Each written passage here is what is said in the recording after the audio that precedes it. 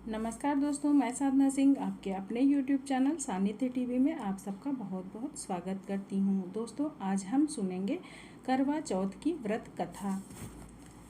बहुत समय पहले की बात है। एक साहूकार के 7 बेटे और उनकी एक बहन करवा थी। सभी सातों भाई अपनी बहन से बहुत प्यार करते थे, यहाँ तक कि पहले उसे खाना खिलाते और बाद में स्वयं खाते थे। एक बार उनकी बहन ससुराल से मायके आई हुई थी। शाम को जब भाई अपना व्यापार व्यवसाय बंद कर घर आए तो देखा उनकी बहन बहुत व्याकुल थी। सभी भाई खाना खाने बैठे और अपनी बहन से भी खाने का आग्रह करने लगे, लेकिन बहन ने बताया कि उसका आज करवा चौथ का निर्जल व्रत है और वो खाना सिर्फ चंद्रमा को देखकर उसे अर्घ देकर ही खा सकती है। चूँकि चंद्रमा अभी तक निकला नहीं है, इसलिए वो भूख प्यास से व्याकुल हो उठी है। सबसे छोटे भाई को अपनी बहन की हालत देखी नहीं गई और वो दूर पीपल के पेड़ पर एक दीपक जलाकर चलनी की ओट में रख देता है। दूर से देखने पर ऐसा प्रतीत होता है कि जैसे चतुर्थी का चांद उदित हो रहा हो। इसके बाद भाई अपनी बहन को बताता है कि चांद निकल आया है, तुम उसे अर्घ देने के बाद भोजन कर सकती हो। बहन खुशी के मारे सीढ़ियों पर चढ़कर चांद को देखती है, उसे अर्घ देकर खाना खाने बैठ जाती है।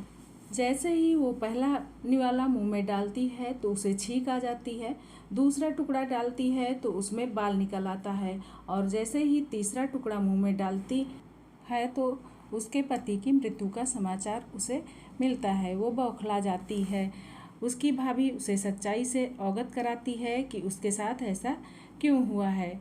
करवा चौथ का व्रत गलत तरीके से टूटने के कारण देवता उससे नाराज हो गए हैं और उन्होंने ऐसा इसीलिए किया है।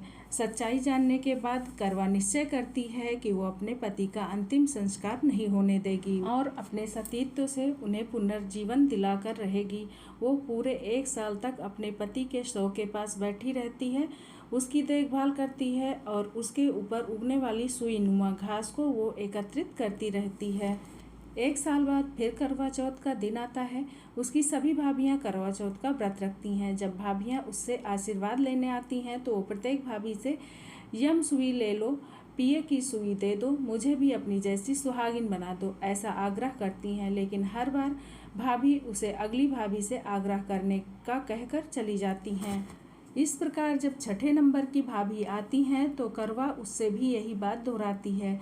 ये भाभी उसे बताती है कि चूंकि सबसे छोटे भाई की वजह से उसका व्रत टूटा था, अतः उसकी पत्नी में ही शक्ति है कि वो तुम्हारे पति को दोबारा जीवित कर सके। इसलिए जब वो आए तो तुम उसे पकड़ लेना और जब तक वो तुम्हारे पति को जिंदा न कर दे उसे नहीं छोड़ना। ऐसा कहकर वो चली जाती है। सबसे अंत में छोटी भाभी आती है।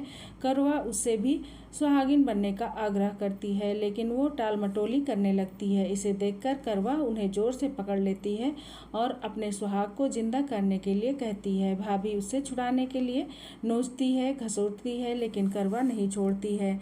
अंत में उसकी तपस्या को देखकर भाभी पसीज जाती है और अपनी छोटी उंगली को चीरकर उसमें से अमृत उसके पति के मुंह में डाल देती है। करवा का पति तुरंत श्री गणेश कहकर उठ बैठता है। इस प्रकार प्रभु कृपा से उसकी छोटी भाभी के माध्यम से करवा को उसका सुहाग वापस मिल जाता है। हे श्री गणेश, हे माँ गौरी, जिस प्रकार करवा को चिर सुहागिन होने का वरदान आपसे मिला है, वैसा ही सब सुहागिनों को मिले।